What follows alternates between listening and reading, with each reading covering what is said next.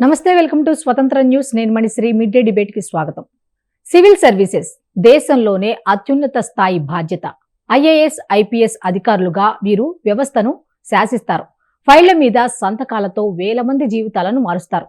కానీ అదే అధికారులు కాకి లేదా తెల్ల చొక్కా వదిలేసి ఖద్దరు చొక్కా కట్టుకోగానే సీన్ రివర్స్ అవుతుంది. తాజాగా మాజీ ఐపీఎస్ అధికారి వివి లక్ష్మీనారాయణ ప్రత్యక్ష రాజకీయాలకు స్వస్తి పలికి ప్రైవేటు సంస్థలో చేరడం తెలుగు రాష్ట్రాల్లో చర్చనీయాంశమైంది. అటు జయప్రకాష్ నారాయణ నుంచి ఇటు లక్ష్మీనారాయణ వరకు వీరి ప్రయాణాలు ఒకే విషయాన్ని స్పష్టం చేస్తున్నాయి. సిస్టమ్ను బయట ఉండి మార్చడం వేరు, సిస్టంలో భాగంగా మారి రాజకీయ రొంపిలో నెగ్గుకు రావటం వేరు అని రుజువు చేస్తున్నాయి. ఇక ఇదే అంశంపై ఇవాల్టి మిడ్ డే డిబేట్ లో చర్చిద్దాం. అయితే చర్చలో పాల్గొనేందుకు మనతో పాటు ఉన్నారు కృష్ణాంజనేయులు గారు అనలిస్ట్, అలాగే బండారు రామ్మోహన్ రావు గారు అనలిస్ట్, అలాగే మస్తాన్ రావు గారు అనలిస్ట్. సార్ నమస్తే అండి. నమస్కారం. చెప్పండి సార్. ఇప్పుడు జనరల్ గా మనం మాట్లాడుకుంటే ఇప్పుడు వివి లక్ష్మీనారాయణ గారు కానీ ఇప్పుడు జేడీ గారి విషయాలు మనం మాట్లాడుకుంటే ఇప్పుడు ఒక కేడర్ నుంచి ఇప్పుడు లీడర్ స్థానానికి వచ్చేసరికి ఆ వ్యత్యాసం ఎక్కడ కనిపిస్తోంది?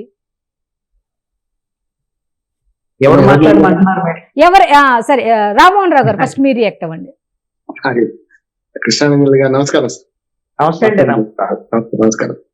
అనుకోకుండానే నేను ఈ డిబేట్ లో పాల్గొనాల్సి వస్తుంది. ఎందుకంటే జేపీ గారితో జేడీ గారితో ప్రత్యేక అనుబంధం ఉందండి. జేపీ గారితోనేమో 97 నుంచి ఆయన పార్టీ మన ఉద్యమ సంస్థ స్థాపించినప్పటి నుంచి ఉద్యమ సంస్థలో మొట్టమొదటి సభ్యులు నేను. ఇప్పుడు 2 రాష్ట్రాల ఉద్యమ సంస్థకు కన్వీనర్ గా మన సమన్వయకర్తగా పనిచేస్తున్న వాడిగా దగ్గరగా చూసిన వాడిని జేపీ గారిని. అన్ని రకాలుగా పార్టీ కాకముందు, పార్టీ అయిన తర్వాత, మళ్ళీ పార్టీ పోయి మన రద్దు అయిన తర్వాత కూడా చూస్తున్న వాడిని. ఇప్పుడు దాని జనబలం అని అధికార పత్రిక ఎడిటర్గా అనుకోకుండానే మరి మిత్రులిద్దరితో కలిసి ఈ వేదికని షేర్ చేసుకుంటున్నాం.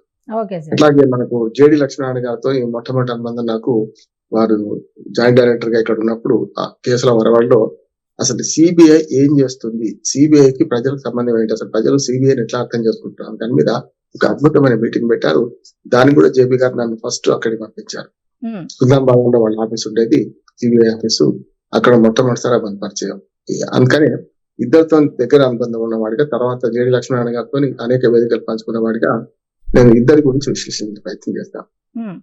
ఐఏఎస్ ఆఫీసర్లు రాజకీయాలకు రావడం ఇది కొత్త కూడా వీళ్ళిద్దరే కాదు. అంతకుముందు వివిఎస్ రెడ్డి గారి నుంచి మొదలుకొని చాలా మంది ఐఏఎస్ లు, ఐపీఎస్ రాజకీయాలకు వచ్చారు.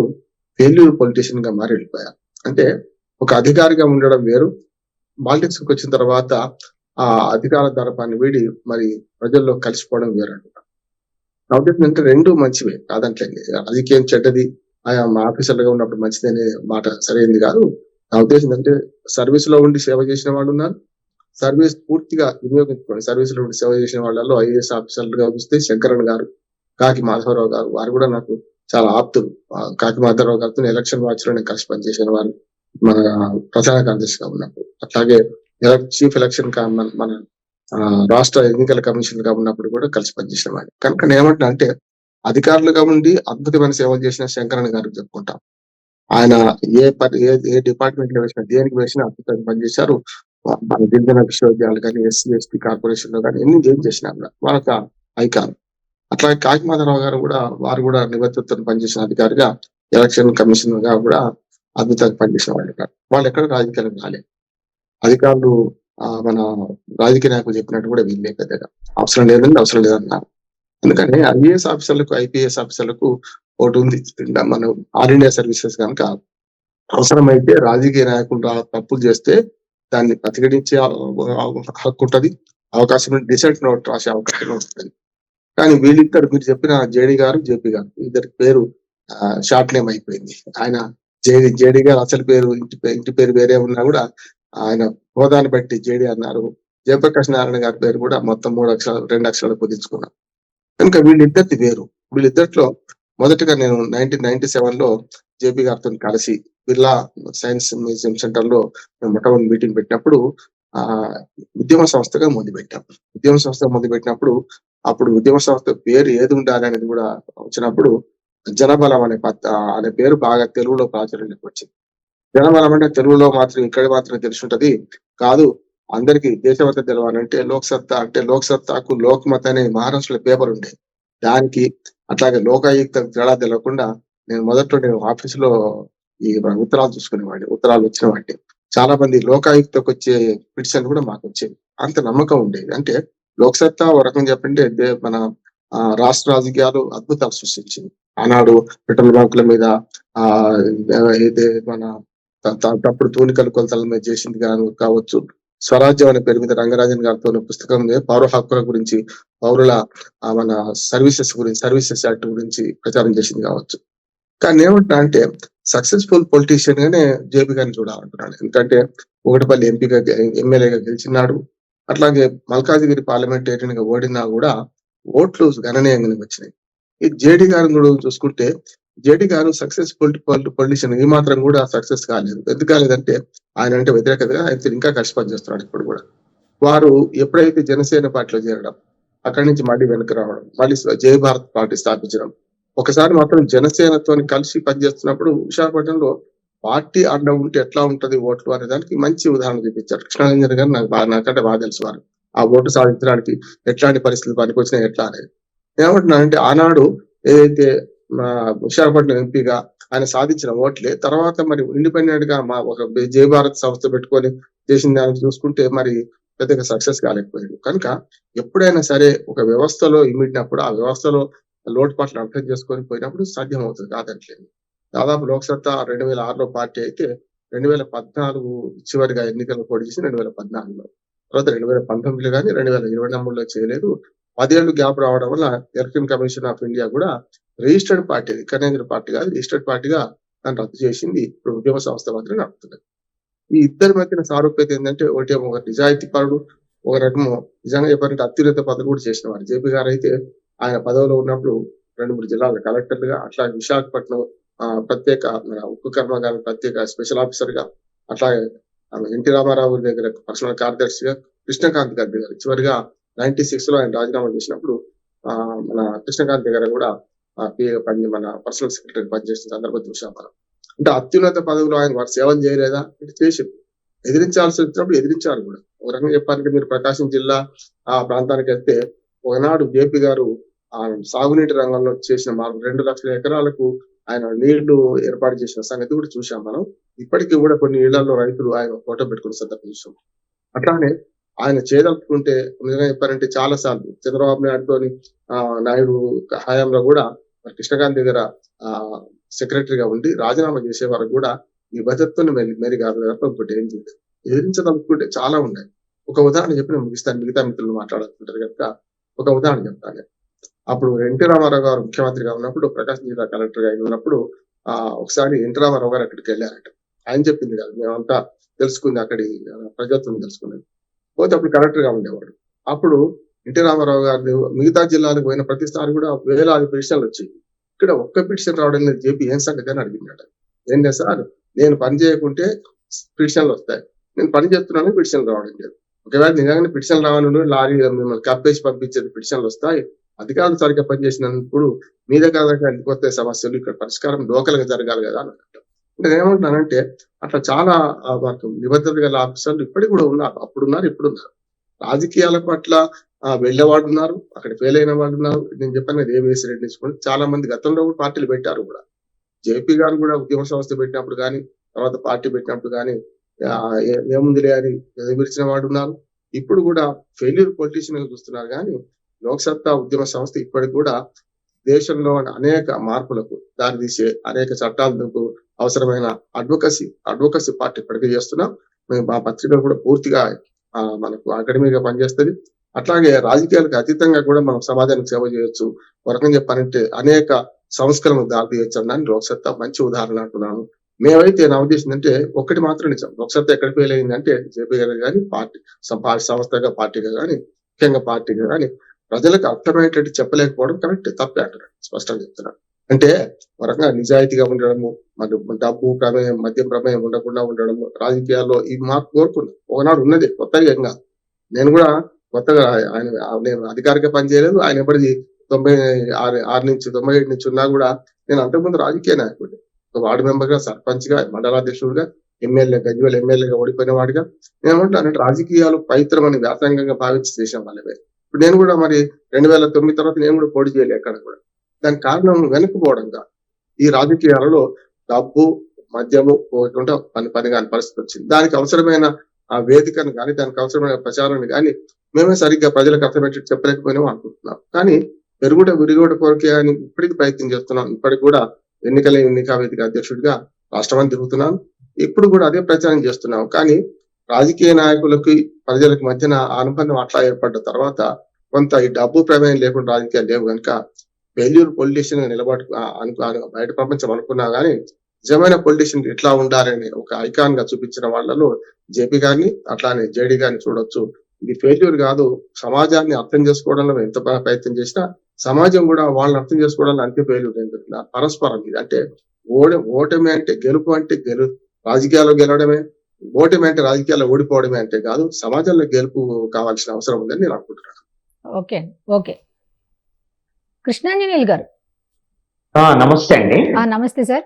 సార్ బేసిక్ గా చూస్తే ఇప్పుడు సివిల్ సర్వెంట్స్ గా వీళ్ళు వర్క్ చేసి ఉండి ఇప్పుడు సడన్ గా రాజకీయాల్లోకి వచ్చేసరికి కొంతమంది అనుకుంటున్న మాట ఏమిటి అంటే ఇప్పుడు ఆ క్యాడర్ లో వాళ్ళు ఒక లెవెల్ మెయింటైన్ చేసిన వాళ్ళు ఇప్పుడు రాజకీయాల్లోకి వెళ్ళి గ్రౌండ్ లెవెల్కి వెళ్ళాలి అంటే వెళ్ళలేక ప్రజలతో లోపలికి వెళ్ళి డెప్త్ గా మమేకం అవ్వలేక ఈ విధంగా రాజకీయాల్లో వెనకడుగు వేశారా అనే దానికి మీరు ఏం చెప్తారు? ఇక్కడ చాలా కీలకమైనటువంటి ప్రస్తావనలు రామ్మోహన్ రావు గారు చేశారు. రామ్మోహన్ రావు గారు ప్రాక్టికల్ గా ఇప్పుడు జేపీ గారి దగ్గర, అదేవిధంగా జేడి లక్ష్మీనారాయణ దగ్గర, ఇద్దరి దగ్గర ఆయన వాళ్ళతో కలిసి పనిచేసినటువంటి ప్రాక్టికల్ ఎక్స్పీరియన్స్ ఉంది రామ్మోహన్ రావు గారు. నేను థియరిటికల్ గా కొన్ని విషయాలను నేను స్టడీ చేసినటువంటి అంశాలను కూడా చెప్తాను. మీరు ఒక అంశాన్ని గమనించండి. ప్రభుత్వము అని అంటే ప్రజల ద్వారాగా ఎన్నికైనటువంటి ప్రజాప్రతినిధులు, అదేవిధంగా కార్యనిర్వాహక వ్యవస్థలో ఉండేటువంటి వాళ్ళు, వీళ్ళిద్దరూ పాలనలో భాగస్వాములుగా ఉంటారు, ప్రభుత్వంలో భాగస్వాములుగా ఉంటారు. కానీ రాజకీయం అని అంటే రాజకీయ పార్టీగా ప్రజాప్రతినిధులుగా గెలిచినటువంటి ప్రజల ద్వారాగా ఎన్నికైనటువంటి వాళ్ళు ప్రజాప్రతినిధులుగా ఉండేటువంటి వాళ్ళు, దీన్ని రాజకీయం. అందుకని ఏదైతే ఈ కార్యనిర్వాహక వ్యవస్థలో ఎగ్జిక్యూటివ్ లో ఉండేటువంటి వాళ్ళు పాలనా వ్యవస్థలో ఉన్నప్పటికీ కూడా వాళ్ళకి రాజకీయాలకు సంబంధం లేదు. అయితే వాళ్ళకి రాజకీయ అనుభవం ఉండదా, తెలివితేటలు ఉండవా? మరి వాళ్ళు రాజకీయాల్లోకి వస్తే ఎందుకు ఫెయిల్ అవుతున్నారు? మరి ఐఏఎస్లు ఐపీఎస్లుగా పాలనాపరమైనటువంటి విషయాల్లో అద్భుతమైనటువంటి ప్రతిభ కనపరుస్తున్నారు కదా, మరి రాజకీయాల్లో ఎందుకు సక్సెస్ కాలేకపోతున్నారు అని అంటే ఈ రెండు వేరు వేరు ప్లాట్ఫామ్స్. మీరు ఎగ్జిక్యూటివ్ దాంట్లో ఐఏఎస్ ఐపీఎస్ పాలనా వ్యవహారాల్లో ఉంటాయి. వాళ్ళకి వాళ్ళ చదువు, వాళ్ళకి ఇచ్చేటువంటి ట్రైనింగ్, అన్ని రకాల పాలనా వ్యవహారాలను చూడటానికి కావాల్సినటువంటి సమర్థత అన్ని ఉంటాయి. కానీ ప్రజాప్రతినిధిగా గెలిచేటువంటి వాళ్ళకి చదువుతో పని లేదు, వాళ్ళకి ఇతర అర్హతలతో పని లేదు. ప్రజలు ఎన్నుకుంటే చాలు. ఒక బుద్ధిమాంద్యం ఉన్నటువంటి వాడు పనికిరారు తప్ప మిగతా వాళ్ళందరూ వయోజనులైనటువంటి అందరూ కూడా వాళ్ళు రాజకీయాల్లో పనికొస్తారు. ఇప్పుడు అసలు ఏం చదువుకున్నటువంటి వాళ్ళు కూడా ముఖ్యమంత్రులు అయినటువంటి వాళ్ళు ఉన్నారు. అయితే మరి ఇక్కడ రాజకీయాల్లో వీళ్ళు ఏవి అర్హతలు లేని వాళ్ళు సక్సెస్ అవుతున్నారు, మరి అన్ని అర్హతలు ఉన్న వాళ్ళు మరి ఐఏఎస్ ఐపీఎస్ రాజకీయాల్లోకి అవుతాం. అంటే రాజకీయాల్లో సక్సెస్ అవడానికి ప్రతిభకు సంబంధించినటువంటి అంశం కాదు అనేటువంటి విషయాన్ని మనము గమనించాలి. ఇది రాజకీయాలు అనేటువంటి డబ్బు ప్రధానమైనటువంటి రాజకీయాలుగా ఇప్పుడు మారిపోయినటువంటి పరిస్థితి ఉంది. ఈ రోజు ఉన్నటువంటి పరిస్థితి డబ్బు ప్రధానమైన రాజకీయాలు, కార్పొరేట్ పాలిటిక్స్ ఇవి లీడ్ చేస్తున్నాయి. అందుకోసమనే మీరు ఈ డబ్బు ప్రధానమైనటువంటి రాజకీయాల్లో ఈ కార్యనిర్వాహక వ్యవస్థలో పనిచేసినటువంటి వాడు, తెలివైనటువంటి వాడు ఈ డబ్బులు అనేటువంటి అంశంలో ఆర్థిక పరమైనటువంటి అంశాల్లో ఫెయిల్యూర్ అవుతున్నటువంటి పరిస్థితిని మనము గమనించాలి. ఒక రాజకీయ పార్టీని స్థాపించడం చాలా సులువు, దాన్ని నడపాలి అని అంటే దానికి కొన్ని వేల కోట్ల రూపాయలు కావలసినటువంటి అవసరం. దాని నిర్వహణకి, ప్రజల మధ్యకి వెళ్ళటానికి, ప్రజలను తమ వైపు తిప్పుకోవడానికి, ఈ రోజున అతిపెద్ద బహిరంగ సభలు నిర్వహించడానికి, ఇలాంటన్నిటికి కూడా డబ్బు మూల కారణమైనటువంటి పరిస్థితి. అందుకనే మీకు ఒక ఉదాహరణ, సినిమాల్లోంచి వచ్చినటువంటి వాళ్ళే బాగా జనంలో విపరీతమైనటువంటి క్రేజ్ కూడా ఉంటుంది. సపోజ్ 2009లో టీఆర్పీ అనేటువంటి ఒక పార్టీని చిరంజీవి, అంటే అక్కడ డబ్బులు కూడా ఉన్నాయి. కానీ 2009లో ఓడిపోయిన తర్వాత 5 ఏళ్ళు టీఆర్పీ పార్టీని ఆయన నిలబెట్టుకోనిగిన ఉంటే చిరంజీవి 2014లో రాష్ట్రం విడిపోయిన తర్వాత ఆంధ్రప్రదేశ్ కి ఖచ్చితంగా ముఖ్యమంత్రి అయి ఉండేవాడు చిరంజీవి. కానీ ఆ 5 ఏళ్ల పాటు పార్టీని నడపగలిగినటువంటి సమర్థత, అంటే సమర్థత అనేటువంటి మాటలో ప్రధానమైనటువంటి మాట డబ్బు. అన్ని వేల కోట్ల రూపాయలు ఖర్చు పెట్టి చేసినా రేపు పొద్దున పరితపిస్తో రాదో, ఇప్పుడు 18 సీట్లు వచ్చినాయి, రేపు పొద్దున ఎలాంటి పరిస్థితి ఉండదు అని ఆయన ఈ గేమ్ అనేటువంటిది ఆడలేకపోయారు. కాబట్టి అన్ని డబ్బులు దానిలో పెట్టుబడిగా పెట్టలేక ఆయన సర్దుకున్నారు. అయితే ఇప్పుడు జేడి లక్ష్మీనారాయణ లేకపోతే జయప్రకాష్ నారాయణ వీళ్ళ గురించి మనం మాట్లాడుకుంటున్నాం కాబట్టి ఇప్పుడు జేపీ 100% ఫెయిల్యూర్ కాదు. జేపీ ఇందాక ఆయన రామ్మోహన్ రావు గారు చెప్పినట్టుగా జయప్రకాష్ నారాయణ రాజకీయాల్లో పార్టీ పెట్టారు, ఆయన ఎమ్మెల్యేగా గెలిచారు, శాసనసభలో 5 ఏళ్ల పాటు ఈ ప్రభుత్వాలకి అనేకమైనటువంటి సూచనలు సలహాలు, ఒక తెలివైనటువంటి ఐఏఎస్ ఆఫీసర్ రాజకీయాల్లోకి వస్తే ఎన్ని అద్భుతాలు సృష్టించగలరు, ఏ విధమైనటువంటి సూచనలు చేయగలరు అనేటువంటిది అసెంబ్లీలో ఆయన ప్రసంగాల ద్వారా, ఆయన సూచనల ద్వారా అప్పుడు కాంగ్రెస్ ప్రభుత్వానికి ఆయన ఇచ్చినటువంటి సూచనలు చాలా అద్భుతంగా, ఆ విధంగా జేపీ సక్సెస్ అయ్యారు. కానీ తర్వాత మరి ఆ పార్టీని కొనసాగించాలి అని అంటే, రాజకీయాల్లో ఉండాలి అని అంటే, మరి ఇప్పుడు డబ్బు ప్రధానమైన రాజకీయాలు, కార్పొరేట్ పాలిటిక్స్ వచ్చినటువంటి నేపథ్యంలో లోక్సత్తా పార్టీని ఆ డబ్బు ప్రధానమైన రాజకీయాల్లో నిలబెట్టలేనటువంటి శక్తి లేకుండా పోయింది. నిలబెట్టగలిగినటువంటి శక్తి లేదు జేపీ దగ్గర. అందుకోసమని ఆయన తెలివిగా ఫెయిల్యూర్ అనేటువంటిది లేక ముందే విరమించుకున్నారు రాజకీయాలు. పార్టీని దాదాపు అప్పుడు క్లోజ్ చేసుకొని ఏదైనా ఉంటే సమస్యలు ఉంటే మిగతా వాటి పనిచేస్తాం కానీ మేము రాజకీయాల్లో పోటీ చేయమని చెప్పారు. కానీ జేడి లక్ష్మీనారాయణ విషయానికి వచ్చేసరికల్లా ఇది ఫెయిల్యూర్ కాన్సెప్ట్. జేడి లక్ష్మీనారాయణ ఆయన ఒక పార్టీ అయితే పెట్టాడు కానీ మరి పార్టీని ఒక ఎన్నికలకు చూశాడు, ఒక ఎన్నికల్లో ఓడిపోయాడు. ఇంకా ఓడిపోయిన వెంటనే పార్టీని క్లోజ్ చేసేసుకొని ప్రయత్నం అనేది లేకుండా ఇప్పుడు వెళ్ళిపోయి మెగా కంపెనీలో ఒక అధికారిగా చేరిపోయారు. ఇది ఖచ్చితంగా ఫెయిల్యూర్. అంటే వీటిల్లో మీరు ఒక అంశాన్ని గమనించండి, రాజకీయాల్లోకి వచ్చినటువంటి ఒక ఎమ్మెల్యేగా పోటీ చేసినటువంటి వాళ్ళు, ఎంపీగా పోటీ చేసినటువంటి వాళ్ళు, వైసీపీలో చేరినటువంటి వాళ్ళు, తెలుగుదేశంలో చేరినటువంటి వాళ్ళు, లేదా కాంగ్రెస్ లో చేరిన వాళ్ళు, బీజేపీలో చేరిన వాళ్ళు, ఆయా పార్టీల్లో ఆ పార్టీకి అనుసంధానంగా ఉంటే వాళ్ళు ఎంపీలు ఎమ్మెల్యేలు అవుతున్నారుగా. ఆ విధంగా వాళ్ళు సక్సెస్ సాధించినట్టే. మీరు ఇప్పుడు తెన్నేటి కృష్ణప్రసాద్ లేకపోతే జేడి శీలం వీళ్ళందరూ ఫోటోలు ఇవన్నీ కూడా వేస్తున్నారు కదా.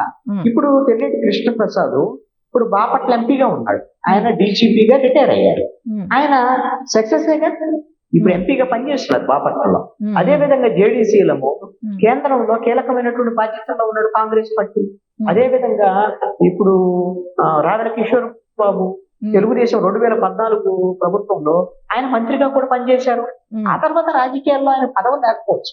అంటే మీరు ఇక్కడ ఒక అంశాన్ని గమనించాల్సింది ఏంటంటే, ఏదైనా ఒక రాజకీయ పార్టీలో ఉండి ఆ పార్టీకి అనుకూలంగా ఉండి ఎంపీగా ఎమ్మెల్యేగా ఉండాలి అనుకునేటువంటి వాళ్ళు ఎగ్జిక్యూటివ్ ఎవరైతే ఉన్నారో ఐఏఎస్లు ఐపీఎస్ రిటైర్ వాళ్ళు, వాళ్ళకి ఏ విధమైనటువంటి ఇబ్బందులు లేకుండా సక్సెస్ సంపాదిస్తున్నారు.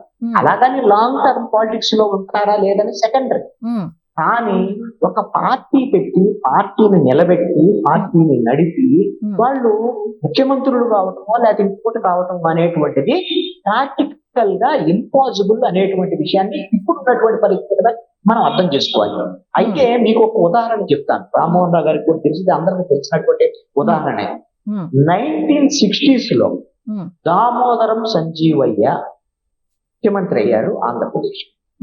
ఆయన కూడా ఒక లాయర్. ఆయన ఉమ్మడి మద్రాసు రాష్ట్రంలో లా చదివి మంచి ప్రాక్టీసింగ్ అడ్వకేట్ గా ఉన్నారు ఆయన. కానీ కాంగ్రెస్ పార్టీలో ఉన్నటువంటి నేపథ్యంలో ఆయన ముఖ్యమంత్రి స్థాయికి ఎదిగారు. ఆయన 1962లో జరిగినటువంటి ఎన్నికల్లో కాంగ్రెస్ పార్టీని మళ్ళీ అధికారంలో కూడా తీసుకొచ్చారు. ముఖ్యమంత్రి అయ్యారు, మళ్ళీ అధికారంలో కూడా తీసుకొచ్చారు. ఏఐసిసి ప్రెసిడెంట్ గా కూడా పనిచేశారు. ఆ విధంగా సక్సెస్ 1960s రాజకీయాలు వేరు, ఈ రోజు ఉన్నటువంటి 2024లో జరిగినటువంటి ఎలక్షన్లు ఇప్పుడు ఉన్నటువంటి పరిస్థితులు వేరు. అందుకని స్వతంత్రం వచ్చిన తర్వాత భారతదేశంలో స్వతంత్ర పోరాటంలో ఉన్నటువంటి వాళ్ళు, సామాజికవేత్తలు వీళ్ళందరూ రాజకీయాల్లోకి వచ్చారు. ఆ విధంగా రాజకీయాల్లో సక్సెస్ అయ్యారు. ఆ తర్వాత ఏం జరిగింది, 1970s 80s వచ్చేసరికల్లా ఎవరైతే దౌర్జన్యాలు చేసేటువంటి వాళ్ళ సహకారం తీసుకోవాల్సినటువంటి పరిస్థితి రావటము, అంటే రౌడీలు బెదిరించే వాళ్ళ సహకారం తీసుకోవాల్సిన రావటం రాజకీయ నాయకులు, అదే విధంగా పెట్టుబడిదారుల నుంచి ఫండింగ్ తీసుకోవటం అనేటువంటి పరిస్థితులు ఇవన్నీ రాజకీయాలను మార్చాయి. ఆ తర్వాత ఏం జరిగింది అని అంటే 90s వచ్చేసరికల్లా అసలు మనం డబ్బులు ఇస్తే వీళ్ళందరూ రాజకీయ నాయకులు ప్రజాప్రతినిధులు అవుతున్నారు, మనమే ఎందుకు రాజకీయాల్లో పోకూడదు అని పారిశ్రామికవేత్తలు రాజకీయాల్లోకి వచ్చారు. రౌడీలు దౌర్జన్యాలు చేసేవాళ్ళు, బూత్ క్యాప్చర్స్ చేసేవాళ్ళు వీళ్ళందరూ మన సహకారంతో కదా వీళ్ళందరూ రాజకీయాల్లో వస్తే మనమే ఎందుకు రాజకీయ నాయకులు కాకూడదు అని వాళ్ళు కూడా వచ్చారు. దీంతో పారిశ్రామికవేత్తలు, దౌర్జన్యాలు చేసేవాళ్ళు వీళ్ళకి ప్రధానమైనటువంటి భూమిక ప్లేస్ గా రాజకీయ పార్టీలు మారిపోయినటువంటి పరిస్థితి. అందుకనే ఇప్పుడు రాజకీయ పార్టీలన్నీ కూడా ఎవరికైనా ఒక ఎమ్మెల్యే సీట్ ఇవ్వాలి అంటే, ఒక ఎంపీ సీట్ ఇవ్వాలి అంటే ఎవరికి ఇస్తారు? తన దగ్గర డబ్బులు ఉన్నాయా లేవా? ఒక ఎమ్మెల్యేగా పోటీ చేయాలంటే ఒక 25 కోట్లు 30 కోట్లు ఉన్నాయా లేవా? ఎంపీగా పోటీ చేయాలంటే 70-80 కోట్లు ఉన్నాయా లేవా? ఇతను మంచిగా దౌర్జన్యాలు చేయగలడా? జనాన్ని బాగా గ్యాదర్ చేయగలడా? డబ్బులు ఖర్చులు పెట్టి ఇవన్నీ చూసేటువంటి పరిస్థితి ఉంది రాజకీయ పార్టీ. మరి ఇంకొక రాజకీయ పార్టీని కన్నా సపోజ్ జేడీ లక్ష్మీనారాయణ లేకపోతే ఇంకొకళ్ళు పెట్టేసి మరి రాజకీయాలు నడపాలి అని అంటే, ఎమ్మెల్యేలుగా గెలిపించుకోవాలి అని అంటే, ఆ పార్టీ అధికారంలోకి రావాలి అని అంటే వేల కోట్లు సరిపోదు. ఈ రోజున లక్షల కోట్లు ఉన్నటువంటి వాళ్ళు అంటే వీళ్ళు మాత్రమే రాజకీయాలు చేయగలిగినటువంటి పరిస్థితులకి తయారు చేశారు. అంటే అక్రమాలు చేసేవాళ్ళు, అవినీతి చేసేవాళ్ళు, దోపిడీలు చేసేటువంటి వాళ్ళు, ఆ విధంగా బ్లాక్ మనీ సంపాదించేటువంటి వాళ్ళు ఈ రోజున రాజకీయాల్లో ఉండి ఆయా రాజకీయాల్ని శాసించేటువంటి పరిస్థితులకి వచ్చారు. ఇప్పుడు సపోజ్ బీజేపీ, కాంగ్రెస్ వీళ్ళ గురించి మన జాతీయ స్థాయి రాజకీయాల్లో మీకు ఒక ఉదాహరణ చెప్తాను. ఇప్పుడు ఎలక్ట్రల్ బాండ్స్ ఉన్నాయి. ఎలక్ట్రల్ బాండ్స్ ద్వారాగా ప్రముఖ పారిశ్రామిక సంస్థలన్నీ కూడా ఇప్పుడు ఎవరికి డబ్బులు ఇస్తున్నాయి? బీజేపీకి ఎక్కువ డబ్బులు ఇస్తున్నాయి. 80% బీజేపీకి ఇస్తుంది. ఆ తర్వాత కాంగ్రెస్ మిగతా పార్టీలో. అంటే పారిశ్రామికవేత్తలు కూడా డబ్బులు ఇచ్చేసి ఎవరైతే ప్రముఖమైనటువంటి పార్టీలు ఉన్నాయో వాళ్ళకే డబ్బులు ఇచ్చేసి వాళ్ళనే ప్రోత్సహించేటువంటి పరిస్థితి. ఎందుకు?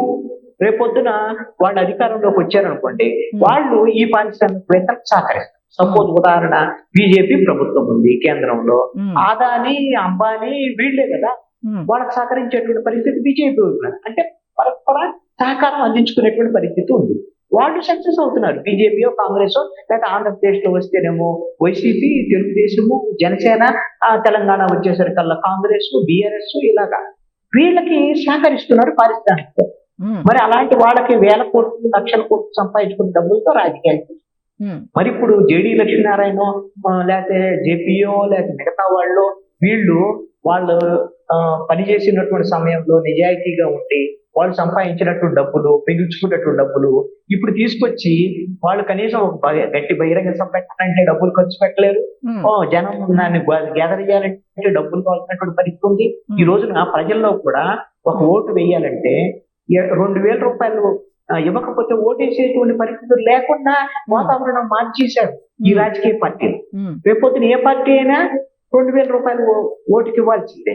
మరి ఆ విధంగా ఇవ్వగలిగిన వాళ్ళు మాత్రమే రాజకీయాల్ని నడపగలిగినటువంటి పరిస్థితి. అందుకని జేడీ లక్ష్మీనారాయణ ఫెయిల్యూరో, జేపీ ఫెయిల్యూరో లాగా మనం చూడకూడదు.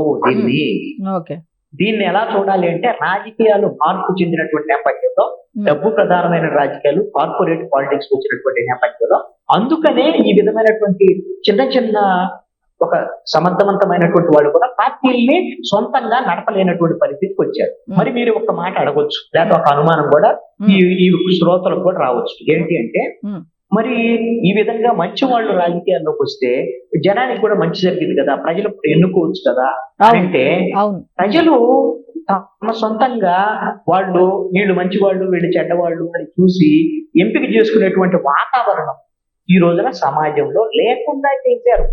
ఈ కార్పొరేట్లు, అదే విధంగా డబ్బు ప్రధానమైనటువంటి వాళ్ళే మీడియాలను కొంటారు, సోషల్ మీడియాని కొంటారు, ప్రభావాలను గురి చేస్తారు, ప్రజలకు డబ్బులు కూడా ఇస్తారు. వాళ్ళ వైపే ప్రజలు మొగ్గు చూపేటువంటి విధంగా చేస్తారు. లేదు అని అంటే వాళ్ళ దగ్గర దౌర్జన్యం చేసేటువంటి వ్యవస్థలు కూడా వాళ్ళ దగ్గర ఉంటాయి. దౌర్జన్యం ద్వారా అయినా సరే ప్రజలు ఓట్లు పొందేటువంటి పరిస్థితి. అందుకనే ప్రజలు ఎవరైతే నిస్వార్థంగా ఉన్నటువంటి వాళ్ళు, సమర్థులైనటువంటి వాళ్ళని సొంతంగా ఎంపిక చేసుకోలేనటువంటి ఒక వాతావరణాన్ని ఈ కార్పొరేట్లు, అదేవిధంగా రాజకీయ నాయకులు తయారు చేసినటువంటి పరిస్థితిగా మనం గమనించాల్సి ఉంటుంది అనేటువంటిది నా అభిప్రాయం. దీనికి రామ్మోహన్ రావు గారు అంగీకరిస్తారా లేకపోతే వాళ్ళు అంగీకరిస్తారో నాకు తెలియదు. నా అభిప్రాయం అయితే, నా పరిశీలన ప్రకారం ఇది ఒక దశ వచ్చిన తర్వాత ఈ కార్పొరేట్ పాలిటిక్స్, డబ్బు ప్రధానమైనటువంటి రాజకీయాల వల్ల మనకు నష్టం జరుగుతుంది. వీటిని మనం వ్యతిరేకించాలని ప్రజల నుంచి ఏమైనా ఒక విప్లవాత్మకమైనటువంటి మార్పు వస్తే అప్పుడు ఏదైనా సరే ఈ రాజకీయాలు మారితే సమర్థవంతమైనటువంటి వాళ్ళు, ప్రజలకు సేవ చేసే వాళ్ళు రాజకీయాల్లో నిలదొక్కునేదానికి ఉంటుంది అనేది నాది. ఓకే అండి, ఓకే. మస్తాన్ రావు గారు కూడా జాయిన్ అయ్యారు జూమ్ లో. మస్తాన్ రావు గారు, గుడ్ ఈవినింగ్ అండి. నమస్తే అండి. ఇప్పుడు మన కృష్ణాంజనేయులు గారు చెప్పిన వ్యాఖ్యల మీద మీరు ఏకీభవిస్తారా? పాలనలో హీరోస్ అవుతున్నారు, పాలిటిక్స్ లో జీరోస్ అవుతున్నారు అనే దాని మీద ఆయన కొంచెం వివరంగా చెప్పుకుంటూ వచ్చారు. ఈ వ్యాఖ్యల మీద మీరు ఏకీభవిస్తారా? జేడీ విషయం కానీ జేపీ విషయం కానీ ఎగ్జాంపుల్ గా తీసుకుంటే. అంటే మన భారతదేశ రాజకీయాలు ఏంటంటే, ఇండియన్ పోలీస్ సర్వీస్ అంటే ఎగ్జిక్యూటివ్స్ గా పనిచేసిన వాళ్ళు, అంటే పరిపాలన, మనకి శాసన వ్యవస్థ, న్యాయ వ్యవస్థ, అదేవిధంగా పరిపాలన వ్యవస్థ, అంటే ఎగ్జిక్యూటివ్ గా చెప్తాం. మనకు ఇండియన్ పోలీస్ సర్వీస్ కావచ్చు, civil service, IAS, Indian administration service కావచ్చు, ఇండియన్ ఫారెన్ సర్వీస్ కావచ్చు, లేదంటే ఇప్పుడు మన ఆదిమూలపు సురేష్ గారు కానీ వీళ్ళందరూ కూడా కొన్ని ఇండియన్ సివిల్ సర్వీసెస్ నుంచి వాళ్ళు రకరకాల పరిపాలనా పరమైన అధికారులుగా పనిచేసి ఉంటుంది. దీనిలో మనం ఏదైతే చూపిస్తా ఉన్నారో శ్రీరామ్ గారు కానీ, విజయ రామారావు గారు కానీ, ఆదిమూలపు సురేష్ గారు కానీ, వీళ్ళందరూ కొన్ని పార్టీల్లో చేరడం, వాళ్ళ యొక్క కుల ప్రాతిపదిక కావచ్చు, వాళ్ళ సమర్థత కంటే కూడా నాకు తెలిసి చూపిస్తున్న వరప్రసాద్ గారు కానీ, ఎవరైనా కృష్ణప్రసాద్ గారు కానీ, ఇప్పుడు బాపట్ ఎంపీగా ఉన్నారు, వీళ్ళందరూ కూడా ఆయా కులాల సమీకరణలో, రాధా కిషోర్ బాబు గారు కూడా వాళ్ళకి మంత్రి పదవులు వరించినాయి, కానీ వాళ్ళు పరిపాలనా పరంగా ఎక్కడికో వాళ్ళు బాగా పనిచేశారు, లేదా ఇండియన్ పోలీస్ సర్వీస్ లో పనిచేశారు, లేదా కలెక్టర్లుగా పనిచేసినప్పుడు సమర్థత చాటుకున్నారనే దాంతో ఇవ్వలేదు. యాక్చువల్ గా వాళ్ళు అధికారులుగా ఇక్కడ ఏదన్నా ఈ ప్రభుత్వంలో పనికొస్తారనే విధంగా తీసుకుని ఉండొచ్చు, కానీ బట్ అంతిమంగా చూసినట్లయితే వాళ్ళకి స్థానాలు లభించినప్పుడు కులపరంగా ఉంది. ఎక్కడో కేజ్రీవాల్ లాంటి వాళ్ళకి కొంత అతీతం. ఆయన అనూహ్యంగా ఢిల్లీలో అవినీతికి వ్యతిరేకంగా అది స్థాపించబడి ఆమ్ ఆద్మీ పార్టీ ఆ విధంగా గెలిచిన పరిస్థితి కూడా ఉంది. అయితే ఇప్పుడు కృష్ణాంజలి గారు చెప్పిన దాని ప్రకారం చూస్తే ఏంటంటే పూర్తిగా డిఫరెంట్. వాళ్ళు ఏదైతే పరిపాలన పరంగా ఇండియన్ సివిల్ సర్వీసెస్ లో కానీ, ఇండియన్ పోలీస్ సర్వీస్ లో కానీ చేరినప్పుడు ఏదైతే మనకి శిక్షణలు ఇస్తారో వాటికి పూర్తి వ్యతిరేకమైన వాతావరణం ఇక్కడ రాజకీయాల్లో. అక్కడ ఏంటి, వాళ్ళు భారతదేశ సమగ్రతను కాపాడుతామని, అవినీతి రహిత దేశంగా చేస్తామని, లేదంటే కుల మతాలకు అతీతంగా అందరికీ సర్వీసు ఏదైతే ప్రభుత్వం రాజ్యాంగపరంగా కల్పించే సౌకర్యాన్ని అందజేస్తామంటారో వాటికి భిన్నమైన వైఖరి ఉంటుంది. ఇప్పుడు భారత రాజకీయాలు చూస్తే అసలు డబ్బులు లేకుండా, డబ్బులు పంచకుండా, లేకపోతే మద్యం పంచకుండా జరిగే ఎన్నికలు లేవని అందరూ కూడా ఒప్పుకుంటారు. వాస్తవానికి ఎవరన్నా పత్రికా ముఖంగా, మీడియా ముఖంగా చెప్పాలంటే మేము అసలు పైసా పంచలేదు, మద్యం పంచలేదు అంటారు. కానీ ఇప్పుడు ఎన్నికల కమిషన్ స్వాధీనం చేసుకుంటున్న ఎన్ని కూడా చూసుకుంటే ఎన్నికలప్పుడు ఏం జరుగుతుందో మనం అందరం చూస్తానే ఉన్నాం. ఇప్పుడు ఈ అధికారులు ఎవరైతే రాజకీయాల్లోకి వస్తారో వాళ్ళు కూడా దానిలో తప్పనిసరిగా భాగస్వాములు కావాల్సిందే. కాకపోతే ఇగో ఈ విధంగా జేడీ లక్ష్మీనారాయణ గారి లాగా, జయప్రకాష్ నారాయణ గారి లాగా అలా మిగిలిపోవాల్సిన పరిస్థితి వస్తుంది. ఏంటి జయప్రకాష్ నారాయణ గారు కూడా ఏంటి, ఆయన లోక్ సత్తా అనే సంస్థ పెట్టారు, అవినీతి వ్యతిరేకంగా పోరాడడం, ప్రజల నుంచి అనూహ్యమైన మద్దతు వస్తుంది. దాన్ని కొద్దిగా పార్టీగా మార్చి రంగంలో దిగితే ఆయన గెలిచారు. గెలిచిన తర్వాత పాపం ఆయన మీద భౌతికంగా జరిగిందారు. అంటే బలమైన పార్టీలు లేకపోవటం వల్ల అసెంబ్లీ ఆవరణలోనే అక్కడ ప్రాంతీయవాదం అనే దాన్ని తీసుకొచ్చి ఆయన మీద భౌతిక దాడికి పాల్పడే పరిస్థితి. సో ఇవన్నీ చూస్తే ఏంటంటే ఎవరైతే నీతి నిజాయితీలతో ఇట్లా ముందుకు వెళ్ళి లేదా వాళ్ళ పరిపాలనా పరంగా ఏదైతే శిక్షణ పొందినప్పుడు వాళ్ళ రాజ్యాంగం ఏం చెప్పింది, అవినీతి రహితంగా ఉండాలి, అందరికీ సమాన హక్కులు ఉండాలి అనేది ఏదైతే నేర్చుకుంటారో అది రాజకీయాల్లో ఎక్కడా కూడా ఇంప్లిమెంటేషన్ కి కుదిరే పని కాదు. జేడీ లక్ష్మీనారాయణ గారి అది ఒక రకమైన ఫెయిల్యూరే అంటానే. ఆయన చూడండి, ఆయన ఏదైతే వైఎస్ జగన్మోహన్ రెడ్డి గారి కేసుల్లో ఆయన బలంగా దర్యాప్తు చేశారు. దానికి సంబంధించిన 1350 కోట్ల రూపాయలు అవినీతి జరిగిందని ఛార్జ్ షీట్ లో వేశారు, అన్ని చేశారు. కానీ రాజకీయాల్లోకి వచ్చేసరికి ఏమైంది చూడండి. అదే వ్యక్తి ఆయన అన్ని వాస్తవాలు చెప్తారంటారు, యూట్యూబ్ ఛానల్స్ లో మాట్లాడతారు, ఇంటర్వ్యూలు చెప్తారు, ఇలా ఉండాలంటారు. లేకపోతే ఆయన విశాఖపట్నం కేంద్రంగా ఇటువంటి ప్రజా ఉద్యమాల్లో ఆయన కూడా పార్టిసిపేట్ చేశారు. ఆయన అంటే ఎంతమంది ఉంటారు. ఆయన జనసేన తరఫున పోటీ చేస్తే దగ్గర 3 లక్షల ఓట్లు వచ్చాయి. అంటే ఏదో పార్టీ తరఫున, అదే ఇండివిజువల్ గా పోటీ చేస్తే ఏమి మద్దతు ఎక్కడ కనపడట్లా. అంటే ఖచ్చితంగా ప్రజలకు కూడా మశాలానే కావాలి, రాజకీయాలే కావాలి. వాళ్ళు అవినీతి పరులా లేకపోతే ఇంకోటా కాదు. ఆ రాజకీయాల్లో, రాజకీయ ఎత్తుగడల్లో, వాళ్ళ కుల సమీకరణలో, వాళ్ళ ప్రాంతాల్లో ఎవరైతే ఉంటారో వాళ్ళకి టికెట్లు ఇవ్వడం, వాళ్ళు గెలవడం జరుగుతుంది తప్పితే వీళ్ళ యొక్క పరిపాలనా సామర్థ్యాన్ని కానీ, వీళ్ళ యొక్క ఇండియన్ పోలీస్ సర్వీస్ నుంచో లేకపోతే ఐఏఎస్ ఇండియన్ అడ్మినిస్ట్రేటివ్ సర్వీస్ నుంచో లేకపోతే ఇంకొక సర్వీస్ నుంచో వచ్చారనేది ఎక్కడ ప్రజలు చూడట్లేదు. వాళ్ళకి కావాల్సింది రాజకీయ పార్టీలు, వాటికి సంబంధించిన మేనిఫెస్టోలు, అవి కూడా ఎప్పుడు కూడా పూర్తిగా అమలు చేయరనే వాళ్ళకి తెలుసు ప్రజలకు. కానీ ఇవే బూర్జువా పార్టీలు అని చెప్తా ఉంటారు. ప్రజలు కూడా విడిగా మాట్లాడినప్పుడు వాళ్ళేం చేయలేదు, వీళ్ళేం చేయలేదు అంటూ ఉంటారు. కానీ పాపం ఐఏఎస్ లో వచ్చి వాళ్ళ ప్రజలకు సేవ చేద్దాం, వాళ్ళ యొక్క పరిపాలనా పరమైన అనుభవాన్ని ఇక్కడ తీసుకొద్దామంటే ఇప్పుడు మీరు వేసే దానిలో లేదు. చంద్రశేఖర్ గారు అని ఉన్నారు, ఆయన మన ముంబైలో ఆయన కూడా ఒక మున్సిపాలిటీలో అత్యద్భుతంగా పనిచేశారు చంద్రశేఖర్ గారు. ఇక్కడికి వచ్చి ప్రజారాజ్యం పార్టీలో, అదేవిధంగా వైసీపీలో కూడా కొంతకాలం ఉన్నారు. ఇప్పుడైతే బీఆర్ఎస్ ఆంధ్రప్రదేశ్ స్టేట్ ప్రెసిడెంట్ గా కూడా ఉన్నారు. ఆయన కూడా చూడండి, అంటే వాళ్ళ రంగాల్లో సాధించిన ప్రతిభా పాఠవాళ్ళని ఇక్కడ ప్రదర్శించడానికి ఈ పార్టీలు ఒప్పుకోవు. వాళ్ళు సొంతంగా పార్టీ పెట్టడం నిరాధారణకు గురాల్సిన అంశం ఉంటది. ఆర్థికంగా వాళ్ళు మళ్ళీ అడ్డదారులు తప్పాల్సిన పరిస్థితి వస్తుంది. ఇప్పుడు కృష్ణాంజలి గారు చెప్పిన చర్చలో ఆయన ఏదైతే ప్రస్తావించిన అంశంలో ఒకటి చెప్తా, ఏదైతే ఇప్పుడు వీళ్ళు ఈ కార్పొరేట్ కంపెనీలు అన్ని కూడా, కార్పొరేట్ కంపెనీల్లో జరిగేవి ఏంటి తెలుసు కదా, ఎక్కడా కూడా కార్మిక చట్టాలు అమలు కావు. అదేవిధంగా వాళ్ళు ఎవరైతే అధికారంలో ఉంటారో ఆ అధికారంలో ఉన్న పార్టీలకి వాళ్ళు ఎలక్ట్రల్ బాండ్స్ ఇచ్చినప్పుడే వాళ్ళకి సంబంధించిన పర్మిషన్లు కానీ ఇంకోటి కానీ వస్తూ ఉంటాయి. లేదా కాంట్రాక్టులు దక్కాలన్నా కూడా అక్కడున్న అధికారంలో ఉన్న ఆయా ప్రభుత్వాలతో వాళ్ళు సన్నిహితంగా మెలగాల్సిన అవసరం ఉంటుంది. వాళ్ళు ప్రసన్నం చేసుకోవాలంటే తెర వెనకాల ఏం చేయాల్సి ఉంటుంది. మరి అట్లాంటివన్నీ కూడా జేడీ లక్ష్మీనారాయణ గారి లాంటి నీతి నిజాయితీ ఉన్న అధికారులు ఏ విధంగా నెగ్గుకు రాగలరు అనేది చూడాల్సిన అంశం. ఎందుకంటే ఖచ్చితంగా వాళ్ళ దానిలో భాగస్వాములు అవ్వాలి. ఇప్పుడు మనకి ఇక్కడ చూడండి, కాళేశ్వరం ప్రాజెక్ట్ లో ఉంది, కొన్ని కార్పొరేట్ కంపెనీలు అవినీతిలో పాల్పంచుకున్నాయని తెలుసు. మరి అట్లాంటి వాటిలో కూడా వెళ్ళి ఐఏఎస్ చేరాల్సిన పరిస్థితి వస్తుంది కదా. అలా వచ్చినప్పుడు ఆ అవినీతిలో వాళ్ళు భాగస్వాములు అవుతారా, లేదా అలాంటి వాటిలో మేము పనిచేయమండి అని చెప్పేసి వస్తారా? ఖచ్చితంగా వాళ్ళ లైవ్లీహుడ్ కోసం, వాళ్ళ యొక్క కుటుంబాల కోసం. చూడండి, ఇప్పుడు జేడీ లక్ష్మీనారాయణ గారు ఉన్నతాన్ని తీసుకుంటే ఆయన సైబర్ క్రైమ్ గురించి ఎన్నో లెక్చర్లు ఇస్తుంటారు. కానీ వాళ్ళ ఇంట్లోనే సైబర్ క్రైమ్ కి బలవలసిన పరిస్థితి వచ్చేసింది. సో నేను అది ఆయన్ని వేరే విధంగా కాదు, అంటే ఎలా ఉంటదంటే ప్రాక్టికాలిటీ వచ్చేటప్పుడు డిఫరెంట్ గా ఉంటుంది. వాళ్ళ ఐఏఎస్ గా సివిల్ సర్వీస్ అధికారులుగా ఉన్నప్పుడు వేరే విధంగా ఉంటుంది, గ్రౌండ్ లెవెల్ రియాలిటీ వేరే ఉంటుంది అనేది వీళ్ళందరూ వచ్చే వాళ్ళందరూ గమనించారు. అయితే ప్రజల్లో కూడా ఖచ్చితంగా ఇలాంటి వాళ్ళు ఒకవేళ ఇండిపెండెంట్ గా పోటీ చేసినా, సొంతంగా పార్టీ పెట్టి పోటీ చేసి ఎవరైతే అవినీతి రహితంగా ప్రజలకు సేవ చేద్దామని వస్తారో ఖచ్చితంగా వాళ్ళకి మద్దతు ఇవ్వాల్సిన అవసరం ఉంది.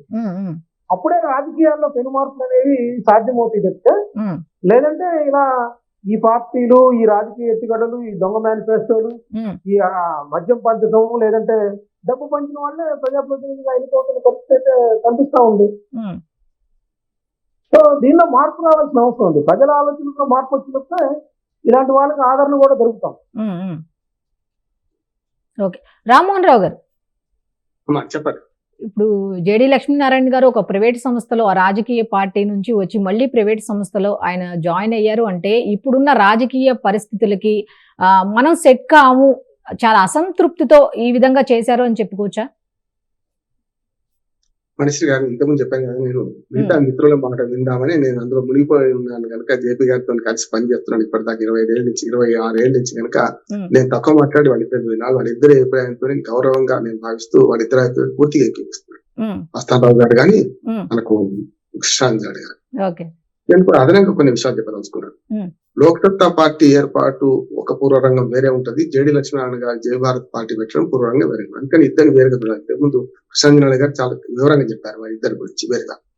ఏమంటే లోక్సత్తా ఉద్యమ సంస్థ పుట్టింది ప్రజాస్వామ్య పాలన సంస్కరణ కోసం పుట్టింది. దాన్ని అమలు పరుస్తూ 97 నుంచి 2006 దాకా, అంటే చిరంజీవి గారి పార్టీ పుట్టక ముందే 3 సంవత్సరాల క్రితం 2006లో పార్టీగా ఏర్పడ్డాం. కనుక దాదాపు 10 ఏళ్ల ప్రస్థానం, 9 ఏళ్ల ప్రస్థానం చూసుకుంటే, దశాబ్దం ప్రస్థానం చూసుకుంటే చాలా వరకు సంస్కరణల విషయానికి వస్తే అందరూ మమ్మల్ని ఏమడిగేవారంటే, రామారావు గారు మీరు చెప్పేది బానే ఉంది, మీరు ఈ బరిలో దిగుత తెలుస్తుంది కదా, మీరు గట్టున కూర్చొని రాలేయడం కాదు, మీరు ఇక్కడ దిగండి తెలుస్తుంది అన్నారు. దిగడానికి మాకేం అభ్యంతరం లేదు, రాజకీయం అనేది ఒక పవిత్రమైన వ్యాసంగం. ఎన్నడూ లోక్సత్తా ఉద్యమ సంస్థగా రాజకీయాలను నేను వ్యతిరేకించలేదు. ఒక రూల్ పెట్టుకున్నాం మేము, ఏమనంటే రాజకీయాల్లో ఉంటే, పార్టీలో పదవులు ఉంటే ఇందులో చేరడానికి వీల్లేదు, పార్టీలో సభ్యత్వం ఉంటే సభ్యులుగా చేరొచ్చు, ఇక్కడ పదవులు ఉండవు అనే పెట్టుకున్నాం. లోక్సత్తా ఉద్యమ సంస్థ పుట్టుకలో ఆ 2 రిస్ట్రిక్షన్స్ ఉండే, 18 సంవత్సరాలు నిండడం ఇవన్నీ పోతే లోక్సత్తా ఉద్యమ సంస్థలో చేరాలంటే అటు పక్కన రాజకీయ పార్టీలో పార్టీ సభ్యుడిగా ఉండొచ్చు, కానీ ఇక్కడికి వస్తే మాత్రం పదవులు ఉండవు. అట్లాగే అక్కడ పదవులు ఉంటే సభ్యత్వానికి అనాలి. అదొకటి ఇప్పటికి కూడా పాటిస్తున్నాం. జేపీ గారు మేమందరూ కూడా పార్టీకి రాజీనామా చేసి మళ్ళీ ఉద్యమ సంస్థ నేషనల్ ప్రెసిడెంట్ గా తాను, నేను స్టేట్ 2 తెలుగు రాష్ట్రాల కృష్ణాంజలి గారు తెలుసు, బాగా ఆంధ్రప్రదేశ్ లో తిరిగిన వాళ్ళు ఉన్నాం. అందుకని ఏమంటా అంటే వీళ్ళు 2 కూడా ప్రజాస్వామ్య సంస్కరణలో ప్రధానంగా ఏంటంటే 5 సంస్కరణలు అనుకున్నాం. ఒకటేమో ప్రజాస్వామ్యం అనుకున్న మూల సూత్రాలు మనం వివరించుకుంటే స్వేచ్ఛ, ప్రజల నిర్ణయాధికారం, చట్టబద్ధ పాలన, అట్లాగే మనకు రూల్ ఆఫ్ లా, తర్వాత మనకు స్వయం దిద్దుబాటు, ఇట్లాంటివన్నీ ఉండాలని కోరుకునేవాడు. అయితే ఏమవుతుందంటే చాలా మంది సక్సెస్ఫుల్ అయిన వాళ్ళు కూడా ఉన్నారు, కాదంటలేదు. ఉదాహరణకి లోక్సత్తా పార్టీ తీసుకోండి, పార్టీగా చూస్తే ఎంఐఎం కంటే 2009 లో చూసుకుంటే ఓటింగ్ షేర్ చూసుకుంటే ఎంఐఎం కంటే ఎక్కువ వచ్చినాయి ఓట్లు. కానీ ఎంఐఎం ఏంది, ఆ 7 సీట్లకే పరిమితమైంది కనుక స్కాటిల్డ్ ఓట్లు 254 నియోజకవర్గాలు చేస్తే ఎంఐఎంకి వచ్చిన ఓటు షేర్ కంటే షేర్ ఎక్కువనే వచ్చింది. ఉభయ కమ్యూనిస్ట్ పార్టీలకు వచ్చిన షేర్ కంటే లోక్సత్తాకి ఎక్కువనే వచ్చింది. కానీ అక్కడ ఏమైందంటే ఇవన్నీ స్కాటిల్డ్ ఎక్కడికే చీలిపోయింది. అక్కడ 100, ఇక్కడ 5,000, నాకు 16,000 వచ్చినాయి, నేను గజ్వేల్ నుంచి చేశాను, ఇంకోరు 15,000 వచ్చినాయి, 5,000 వచ్చినాయి, 10,000 వచ్చినాయి. ఇట్లా పట్టణాలకు వచ్చి ఎక్కువ వచ్చినాయి, గ్రామాల్లో తక్కువ వచ్చినాయి. అట్లా చూసుకుంటే మా 100 ఓట్లు కలిపితే జేపీ గారు ఒక్కరే మాత్రం గెలిచారు, అది కూడా త్రికోణం పోటీలో గెలిచారు. అక్కడ కూడా మేము రాజకీయం చేయకుండా ఏం గెలవలే.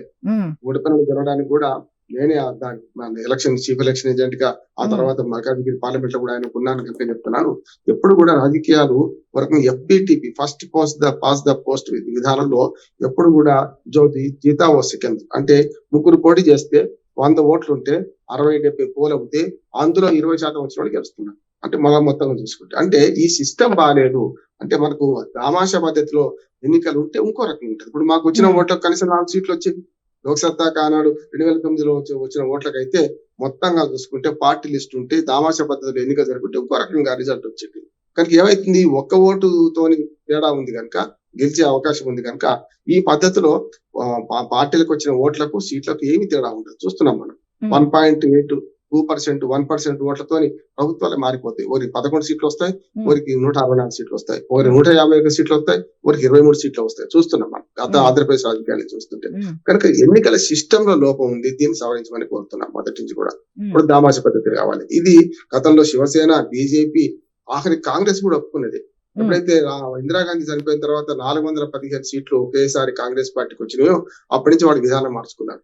ఇప్పటికీ కమ్యూనిస్టులు గాని బీజేపీ గాని అట్లాగే బీజేపీ కూడా ఇప్పుడు మార్చుకున్నది. బీజేపీ పాత పద్ధతి లేదు. అంటే వీళ్ళకు ఈ దుర్మార్గమైన దొంగాటలో వాళ్ళకి లాభం జరుగుతుంది కనుక వాళ్ళు ఇప్పుడు వాళ్ళు అన్నారు కాంగ్రెస్ అని ప్రధాన జాతీయ పార్టీలు అన్నారు.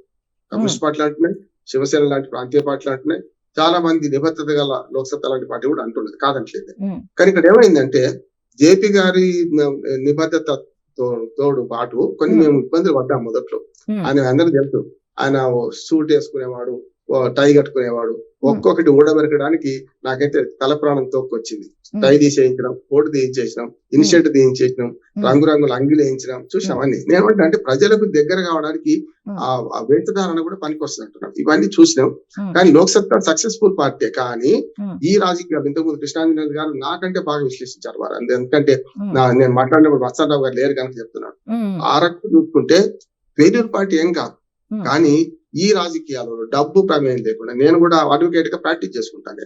నా ప్రాక్టీసే నేను మండలాధ్యక్షుడు అయినాక కూడా నా ప్రాక్టీస్ విడిచిపెట్టలేదు. ప్రాక్టీస్ చేసుకున్నాను, ఆఫీస్ పోయేవాడిని. నష్టం రోజు ఆఫీస్ పోవాలని ఏం లేదు కదా. అంటే రాజకీయం ఒక వృత్తిగా మారిన తర్వాత వచ్చిన రాజకీయాలు దుర్మార్గం అంటున్నాయి. ఇక్కడ దేశంలో ఏమైందంటే రాజకీయం వృత్తి. అందుకని పవన్ కళ్యాణ్ గారు సినిమా చేసుకుంటే వెళ్ళిపోద్ది అంటున్నారు మీరు. ఒక పారిశ్రామికవేత్తనేమో అవి చూసుకోవచ్చు, ఇవి చూసుకోవచ్చు. ఒక నగరపాటి లేకుంటే సుబ్బరామరెడ్డి గారు లాంటి వాళ్ళు, అటువంటి వాళ్ళు వ్యాపారాలు చూసుకుంటే రాజకీయాలకు వస్తారు. అటువంటిప్పుడు ఏ వృత్తిలో ఉన్నవాడు ఆ వృత్తి చేసుకుంటే రాజకీయాలు ఎందుకు ఉండకూడదు? రాజకీయాలు ఎప్పుడు కూడా చెప్పండి సార్. ఏం లేదు, వాళ్ళే ఉంటారు. చంద్రబాబు నాయుడు గారికి హెరిటేజ్ ఉంది, జగన్మోహన్ రెడ్డి గారికి భారతదేశం ఉంది. నేనేమంటున్నాను సార్, తప్పు కాదంటున్నా మస్తారావు గారు, తప్పు కాదంటున్నాను నేను. ఎందుకంటే నేను చెప్తున్నా కదా సార్, నేను ఎన్నడూ రాజకీయాల్లో డబ్బులు సంపాదించుకుని రాలేదు. 15 ఏళ్ళు 20 ఏళ్ళు రాజకీయాల్లో ఉన్నాను. ఎమ్మెల్యేగా పోటీ చేసుకుని ఓడిపోయాను. కాదంటే నైతికంగా నేనే గెలిచిన అంటున్నాను. ఇప్పటికీ రూపాయి వంచకుండా, డబ్బు వంచకుండా, సారా వంచకుండా ఓ సర్పంచ్ గా, ఓ మండలాధ్యక్షుడిగా గెలిచినామంటే నేనేమంటే ఆనాడు రాజకీయాలు వేరు సార్. 40 ఏళ్ల కింద రాజకీయాలు ఇప్పుడు లేవు కదా. నాకు 65 ఏళ్ళు. ఇప్పుడు నేను 21 ఏళ్ళకి వార్డు మెంబర్ను, 25 ఏళ్ళకి సర్పంచును, 30 ఏళ్లకు మండల అధ్యక్షుడిని. అంటే నేనేమంటానంటే ఎమ్మెల్యే కూడా 2009లో పోటీ చేశాను. నేనేమంటున్నానంటే రాజకీయాలు ఖరీదు కావడానికి కృష్ణాంజలి గారు, వస్తారావు గారు ఇంతకు మీరు ఉన్నారో లేరో, మీరు రాకముందు చెప్పారు. ఏమన్నారంటే ఇప్పుడు ప్రకాశం పంతులు కూడా గుర్తు చేసుకోవాలి. మన ప్రకాశం పంతులు గారు కూడా మంచి అడ్వకేట్. ₹1,00,000 అప్పట్లో సంబంధం వచ్చేది ఆయనకి. కానీ అన్ని విడిచిపెట్టి రాజమండ్రి మున్సిపల్ చైర్మన్ చేశారు. అసలు గతంలో స్థానిక ప్రభుత్వాలు మనశ్రీ గారు మనం చూసుకుంటే స్థానిక ప్రభుత్వాల నుంచి జాతీయ నాయకత్వం వచ్చింది. ఒక చిత్తరంజన్ దాస్, ఒక మనకు సుభాష్ చంద్రబోస్, ఒక లాల్ బహదూర్ శాస్త్రి, ఒక జవహర్ లాల్ నెహ్రూ, ఒక సర్దార్ వల్లభాయ్ పటేల్. అంత దూరం ఎందుకు? మన దగ్గర పివి నరసింహరావు గారు వార్డు మెంబర్ నుంచి మొదలైంది ఆయన. అప్పుడు వార్డు మెంబర్ని సర్పంచ్లు ఎన్నుకునేవాడు, సర్పంచులు సమితి పైలు ఎన్నుకునేవారు, సమితి పైన జిల్లా పరిషత్ చైర్మన్ ఎన్నుకునేవాడు. అట్లా మనకు మన జలగం వెంకటరావు గారు, నేను 100 పేర్లు చెప్తా ఇట్లా ప్రకాశం పంతులు గారి నుంచి మొదలు పెడితే. అందుకని ఏమంటున్నా అంటే ఆనాడు రాజకీయాలలో ఆ విలువలు వేరే ఉన్నాయి. అంతెందుకు రాజకీయ నాయకులు కూడా అద్భుతమైన తెలివి ఉండేది. నిజంగా చాలా మందికి నిన్న కొండ సురేఖ మాట్లాడితే నేను విచిత్రపోయాను. ఇట్లా మాట్లాడుతున్నది. ఆ అంగూటి నిశానికి కూడా చాలా విలువ ఉంటది. ఒకనాడు కామరాజు నాడు అప్పుడు అంగూటి తీశారు, తమిళనాడు ముఖ్యమంత్రి చేశారు కదా ఆయన. కాంగ్రెస్ లో సంక్షోభం వస్తే కామరాజ్ ప్లాన్ అని ఇప్పటికీ అంటున్నాం. ఎందుకంటున్నాం, చరిత్రలో ఎందుకు చెప్పుకుంటున్నాం, మనందరి జర్నలిస్టులకు తెలుసు, మస్తారావు గారు కానీ కృష్ణాంజన్ అందరికి తెలుసు. ఏమంటా అంటే అంగుటి నిశాన్ కావచ్చు, కానీ అద్భుతమైన పరిపాలన మన దగ్గర అంజయ్య గారే కావచ్చు, తక్కువ చదువు పెద్ద చదువుకోవచ్చు. నేనేమంటున్నాను అంటే చదువుకోను రాజకీయాలకు సంబంధం లేదు. చదువుకోను మళ్ళీ ఐఏఎస్ ఐపీఎస్ ఆఫీసర్ పనిచేసిన వాళ్ళు బ్రహ్మాండం తెలివితేటలుంటే అంటే అది కూడా కాదంటున్నాడు. ప్రజల మన్ననం, ప్రజల యొక్క అభిప్రాయాన్ని సేకరించడంలో విఫలమైతే ఏదైనా విఫలమైనట్టు. అద్భుతమైన తెలివితేటలు కూడా ఉండాల్సిన అవసరం లేదు. అంతేందుకు ఒక చిన్న ఉదాహరణ చెప్తాను. మనీష్ గారు తణుకులో ఒక నాట్యాచార్యుడు ఉండేవారు, అందరికి తెలుసు. ఆయన మున్సిపల్ కౌన్సిలర్ పోటీ చేశారు. నేను మా మిత్రులు అందరం వద్దన్నా, ఎందుకు చేస్తున్నారు సార్, అవసరం మంచిది కాదు ఇది అని అంటే, ఆయన నేను ప్రపంచం అంతా తెలుసు కదా, నేను నాట్యాచార్యునిగా అంతా తిరుగుతుంటాను కదా, నన్ను కౌన్సిల్ గెలిపి అన్నాడు. అట్టెళ్ళి ఓడగొట్టిండు. ఒక ఆయన సమాన స్థాయి కాదు కదా, ఆయనకు ఎందుకు పనికిరాని వాడు కౌన్సిలర్కి గెలిచాడు. చాలా మంది చూస్తాం, అడ్వకేట్లు, డాక్టర్లు వీళ్ళందరూ కూడా రాజకీయాలు రావాలని షోకున్నప్పుడు చేసి అంతకంటే అధ్వానమైన వాళ్ళతో ఓడిపోయిన సందర్భాలు చూస్తున్నాం. దానికి కారణం ఏంటంటే ప్రజలు ఎవరిని ఆదరిస్తారు, మాకు తెల్లాలేసి అందుబాటులో ఎవరు ఉంటారు, ఈయన దగ్గరికి పోగొద్దామా, సార్ అని పిలవన్నా, అన్న అని పిలవన్నా, ఇవన్నీ ఉంటాయి. చాలా చాలా ఇబ్బందులు ఉంటాయి. అందుకని ఒకటి డబ్బుల పడలేదు. అందుకని చిరంజీవి గారికి ఉదాహరణ కూడా చెప్తాను. చిరంజీవి గారు పార్టీ పెట్టే ముందు నేను జేపీ గారు చిరంజీవి గారి దగ్గరికి వెళ్ళాను. నేను కథ చెప్పాను. ఆయన మర్చిపోవచ్చు, నన్ను మర్చిపోవచ్చు, నేను ఒకటేసారి కలిసిన అప్పుడే ఎప్పుడు కలవలేదు. అప్పుడు నేను కథ చెప్పాను. అయ్యా మా లోక్సత్తా ఉద్యమ సంస్థ పార్టీ అయింది, 3 ఏళ్ళ నుంచి నడుపుతున్నాం. మాకేమో అంటే కాళ్ళు అంటే ఒక గుడ్డివాడి కథ చెప్పాను. ఒక గుడ్డి ఆయన ఒక ఊళ్ళో ఉండేవాళ్ళంట.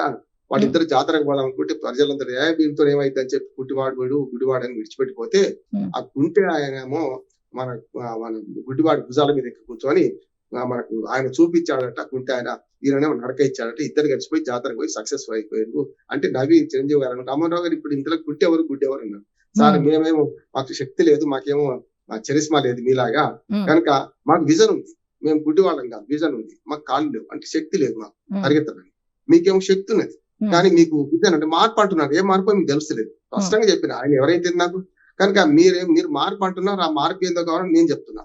కానీ మీరేమో మార్పు అంటున్నారు కానీ శక్తి ఉంది కానీ మీకు ఆ దృష్టి మార్పు ఎటువంటి మార్పు కావాలని తెలియదు, కనుక కలిసిపోదామన్నారు. మంచిది అన్నారు కానీ ఎవరికో ఏం చెప్పినో మొత్తం మీద అది పొత్తుగా అలలేదు. తర్వాత మాకు మేమే వారి చేసిండ్రు. దాని వల్ల ఫలితాలు ఎట్టు వచ్చింది చూసింది కదా. 2009లో చిరంజీవి గారికి ఏమో 18 సీట్లు వచ్చినాయి, మాకు 1 సీట్ వచ్చింది. ఓటు పరంగా చెప్పాను కదా, ఎంఐఎం కంటే అట్లాగే మనకు మన ఉభయ కమ్యూనిస్ట్ పార్టీల కంటే ఎక్కువ ఓట్లు వచ్చిన సందర్భం చూసాం. అందుకని ఓట్ షేర్ కు ఆ రిజల్ట్ కు ఏం సంబంధం ఉండలేదు. చూస్తున్నాం, మీరు చూస్తే మొత్తం చూడండి ఓట్ షేరింగ్ కు దేనికి సంబంధం లేకుండా ఉన్నది. ఐఏఎస్ ఆఫీసర్లు ఐపీఎస్ ఆఫీసర్లు సక్సెస్ అయిన వాళ్ళు కూడా చాలా మంది ఉన్నారు, కాదంటే. కానీ ఇంతకుముందు చెప్పినట్టు వాళ్ళు ఏదైనా పార్టీకి అనుబంధంగామైనప్పుడు సక్సెస్ అయింది కానీ సొంతంగా పార్టీ పెట్టి పార్టీ నడపడం ఎంత కష్టమో నేను 27 ఏళ్ళుగా చూస్తున్నాను. పార్టీలో ఉద్యమ సంస్థలు చూస్తున్నాను, చాలా కష్టం.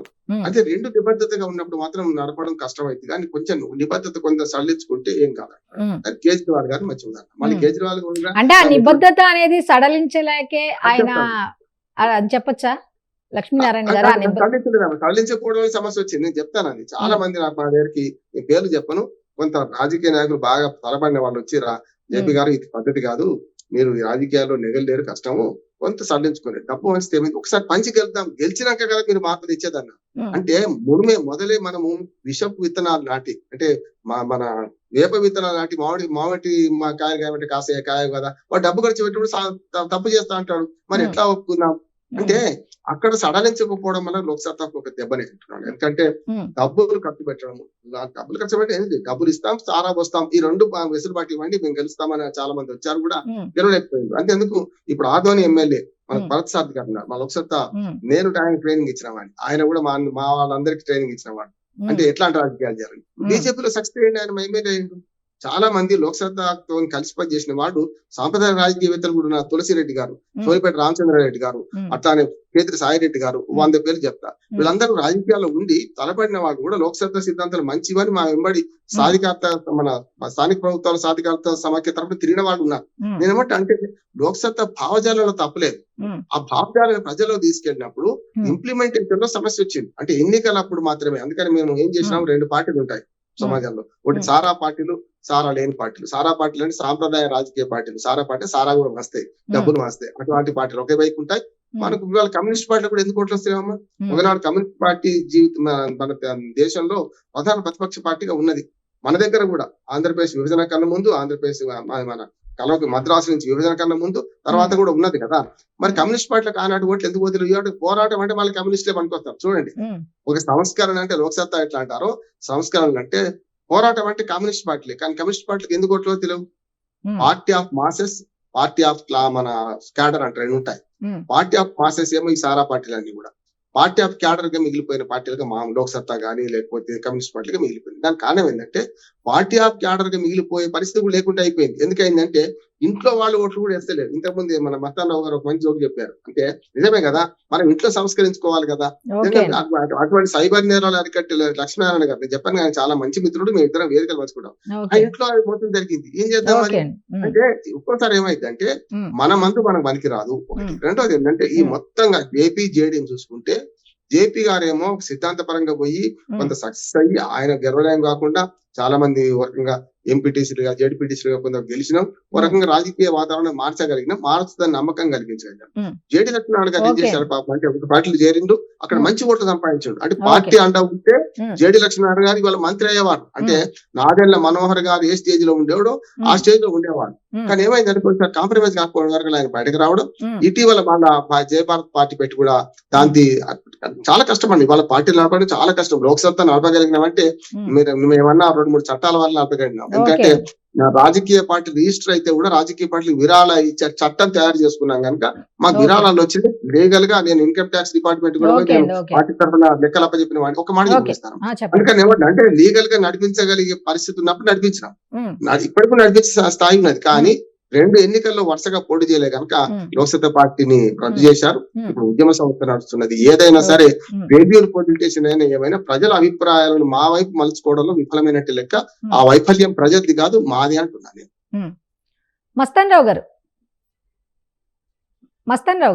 ఇక కృష్ణాంజనేయులు గారు, లాస్ట్ గా అండి, ఇప్పుడు ఇందాక మీరు ఒక పార్టీని నడపాలి అంటే లక్షల కోట్లు అవసరం అవుతున్నాయి ఈ రోజుల్లో అన్నట్టుగా ఒక మాట చెప్తే, ఇంకొక మాట ఏంటంటే ఇప్పుడు ఈ సివిల్ సర్వెంట్స్ గా పనిచేసిన వాళ్ళకి ప్రజల సాధక బాధకాలన్నీ తెలుస్తూ ఉంటాయి. మరి అటువంటి వాళ్ళు రాజకీయాల్లో ఇంకేదో ప్రజలకు ఇంకా ఏదో చెయ్యాలి అన్న ఉద్దేశంతో వాళ్ళు వస్తే ప్రజలు ఆదరించకపోవటం అనేది కూడా ఒక రకంగా డ్రాబ్యాక్ అని చెప్పి మనం అనుకోవచ్చు. ప్లస్ ఈ ప్రజల్లో అనేది మార్పు అనేది ఆవశ్యకం కాదంటారా? అరే వాళ్ళు ఎంత ఏదైనా విషయాన్ని బయటకు అలా చెప్తే ఆ సివిల్ సర్వీసెస్ దాంట్లో ఉండి సూపర్ మంచి నాయకుడు, మంచి అధికారి అని అప్పుడు పొగిడిన వాళ్ళు, అదే అధికారి రాజకీయాల్లోకి వచ్చి మీకు సేవ చేస్తామని వస్తే ఆదరించకపోవటం అనేది, ఈ ప్రజల్లో మార్పు అనేది రాకపోవటం అనేది ఏమిటంటారు?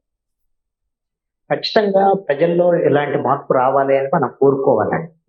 అయితే ఇందాక రామ్మోహన్ రావు గారు ప్రస్తావన చేశారు, మనము మన రాజకీయ వ్యవస్థ, ఎన్నికల వ్యవస్థ కొన్ని సంస్కరణలు రావాల్సినటువంటి అవసరం ఉంది అనేటువంటి ప్రస్తావన చేశారు. సపోజ్ ఈ సంస్కరణలో కీలకమైనటువంటి ప్రస్తావన ఏంటి? ఆయన ఏవైతే ఇప్పుడు బీజేపీ కానివ్వండి, అదేవిధంగా కాంగ్రెస్ కానివ్వండి, వాళ్ళు ఓడిపోయినప్పుడు దామాషా ఎన్నికల పద్ధతిని వాళ్ళు అంగీకరించారు, కావాలని కోరుకున్నారు. కానీ వాళ్ళు గెలిచిన తర్వాత దామాషా ఎన్నికల పద్ధతి పైన వాళ్ళు చెప్పటం. అలాగనే ఎన్నికల్లో ఓడిపోయిన తర్వాత ఈవీఎంలేమో వద్దంటారు, ఎన్నికల్లో గెలిచిన తర్వాత ఏమో ఈవీఎంలు మంచి అని అంటారు. ఈ విధమైనటువంటి ధోరణి ఉంది అనేటువంటిది. ఈ విధంగా ప్రజల్లో వాళ్ళు సరైన పద్ధతుల్లో నడవటానికి కావలసినటువంటి సంస్కరణలు లేకుండా గెలిచినటువంటి పార్టీలు చేస్తున్నాయి.